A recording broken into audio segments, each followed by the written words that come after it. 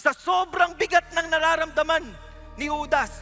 And he threw the pieces of silver into the temple sanctuary. He went away and hanged himself. Maraming nagsastruggle sa pagtatangkang kunin ang kanilang buhay. At maraming iba't ibang dahilan po yan. Malapit sa aking puso yan dahil 7 beses ko pong ginawa yan. Ang akala ko wala na akong pag-asa.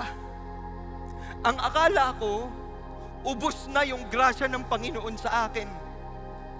Akala ko patapon na yung buhay ko. Umiiyak ako, sabi ko kay God, God, bakit hindi mo pa ako kinuha? Bakit hindi mo pa ako kinuha? Tapos pakiramdam ko sa puso ko, pakiramdam ko, narinig ko ang Panginoon. At sabi niya sa akin, kasi hindi ako ang kukuha sa iyo. Yung kalaban ang kukuha sa iyo. Kaya hindi ka papatay. May pagkakataon ka pang magbago. May pagkakataon ka pang magbago. At yun ang hindi niyakap ni Judas.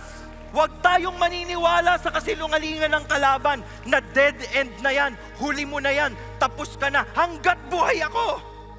Hindi ako susukuan ng Panginoon. Kaya huwag na huwag mo siyang susukuan.